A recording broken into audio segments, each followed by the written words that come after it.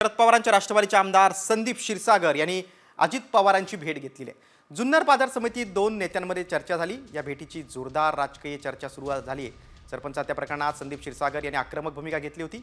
दरम्यान पाणी प्रश्नावर भेट घेतल्याचं संदीप क्षीरसागर यांनी सांगितलंय। तर आमदार संदीप क्षीरसागर यांनी कामानिमित्त माझी भेट घेतल्याचं अजित पवार यांनी देखील स्पष्टीकरण दिलंय। नगरपालिकेची लोकसंख्या आहे 3 लाख। मुबलक पाणी असून सुद्धा योजना सुद्धा तयार आहे, तरी सुद्धा 20 दिवसाला जिल्ह्याचं ठिकाण असून सुद्धा 20 दिवसाला पाणी येते। मागच्या वेळेस मुंबईला जेव्हा बैठक झाली होती तेव्हा दादांनी त्यावेळेस त्या विभागाच्या MD साहेबांना तिथं बोलले होते, मागं पुढं होत होतं म्हणून मी त्यांचं लोकेशन घेतलं। तुम्हाला हेही सांगितलं की अतुल बेनकी माझे मित्र आहेत, त्यांना फोन केला, ते म्हणले आमच्या इकडे कार्यक्रम आहे कोर्टचा आणि मार्केट कमिटीमध्ये ते येणार, तिथं भेट होईल म्हणून इथे आलो होतो।